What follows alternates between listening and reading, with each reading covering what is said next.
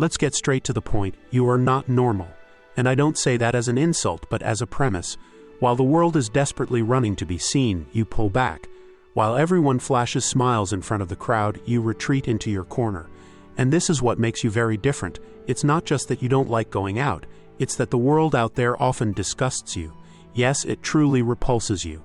The noise, the people, the shallow conversations, the need to appear as someone else, the prepackaged smiles, the obligatory hugs, the spontaneous plans you never asked for. All of it turns your stomach, and even if no one admits it, you are not the only one.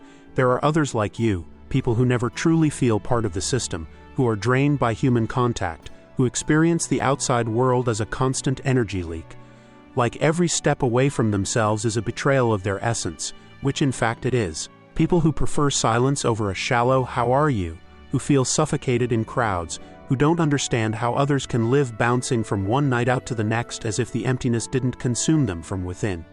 But beware, if you admit this preference, if you say you enjoy staying home, people look at you like you're crazy, like your way of life is a symptom and illness to be cured.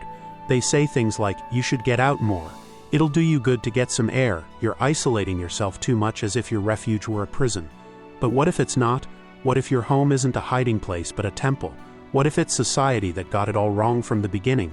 Carl Jung suspected this, and he stated it with clarity. Those who look outside dream, those who look inside awaken. But are you truly ready to awaken? Because it's not pretty, not comfortable, not motivational. It's brutal and impactful. The truth about you is that you're not avoiding the world. The world is avoiding you, because you sense things others couldn't even bear to hear. Because you feel so deeply it disrupts their plastic calm. Because you know yourself better than you'd like, and that isolates you.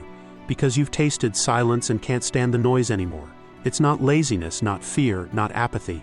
It's a defense mechanism, and it's called survival. Going out there for you is like walking naked in a snowstorm. Every word wounds, every look irritates, every fake sound makes you bleed. And the only remedy is returning to your space, your thoughts, your inner self. But here's the most fascinating part. What if Jung was right?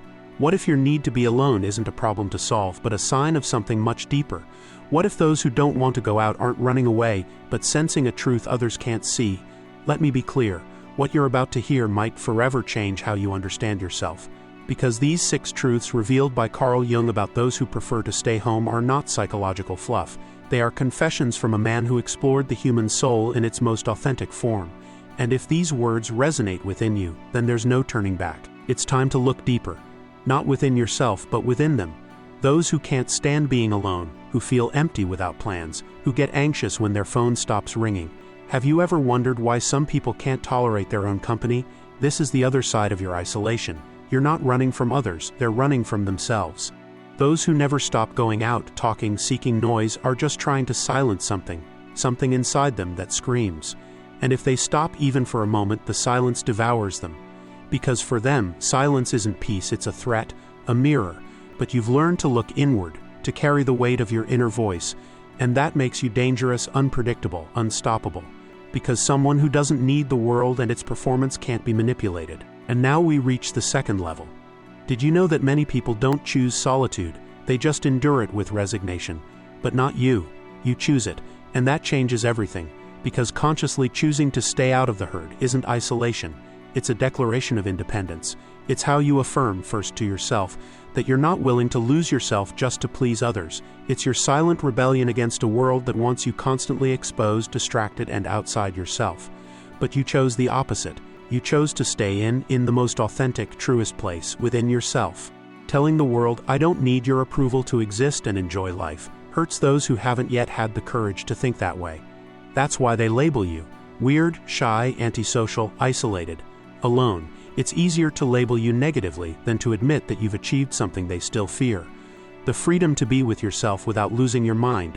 And what if your way of living is the oldest, purest, most essential one? Jung spoke of the archetype of the hermit, not as a crazy recluse, but as a wise one who understands that knowledge isn't found in the crowd, but in the depth of introspection. That archetype awakens every time you choose to keep to yourself, every time you refuse to wear a mask to please them. The modern world is designed for those who run from themselves. Everything is built to distract. Notifications, events, noise, ads. Silence has become a luxury. And you possess it, That's why they secretly resent you, even if they don't say it aloud. Because your example exposes them, reminds them of something they hate, that they're living outward to avoid facing what's within. Who truly holds power? Someone who needs 1,000 events to not feel alone, or someone who can spend days with themselves and not go crazy, but instead enjoy it? Who is stronger? The one who lives on likes, or the one reading a book on the couch feeling like they already have everything they need? Preferring to be alone isn't a flaw, it's a sign. You're beginning to wake up. But be careful, because the world will never stop trying to pull you back, never stop trying to convince you your place is out there in the noise, selling it to you as freedom. They lie. Nothing is more powerful than your calm, which makes everyone uncomfortable. The day you stop feeling guilty for not wanting parties or social dinners, for preferring silence over noise, you will taste a freedom others can only imagine. And that's when your most feared superpower will activate, needing no one to be yourself. Society wants you to run, to buy, to participate, to vote for the unelectable, to always be busy, because those who stop, who sit in silence, begin to think. And when you begin to think, you begin to see. You see what others hide, that you don't need to buy to have value, nor receive applause to exist. You're not a cog in the machine, you're a spark of awareness. And from that, something even more powerful awakens.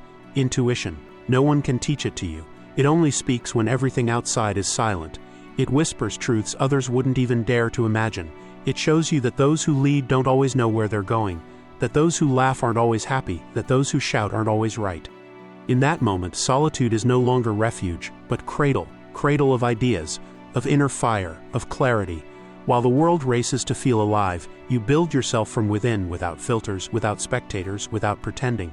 And then something unexpected happens. When you're at peace, those who aren't get restless. True calm disturbs. It forces people to look inward exactly where they don't want to. Others will want you to explain why you stay on your own, why you don't join in, why you don't try to be seen. But you don't owe anyone an explanation. Those who have found their place no longer beg for company. And the more at peace you are with yourself, the less you tolerate what's fake, the less you even tolerate having to explain. That's where detachment begins. You exit groups, conversations, suffocating spaces. You walk away from ridiculous dynamics, and people notice. They pull away, judge you, label you, talk behind your back. But you, in silence, move forward and don't give a damn, right? And that's when the soul's withdrawal comes into play, as Jung called it. Far from being surrender, it's a new beginning. The soul distances itself from the world when it's ready to change form. And you're right there where everything begins. You're choosing which energies to let in, tuning your vibrational frequency upward. You're saying no to what doesn't resonate, and yes to what makes no noise.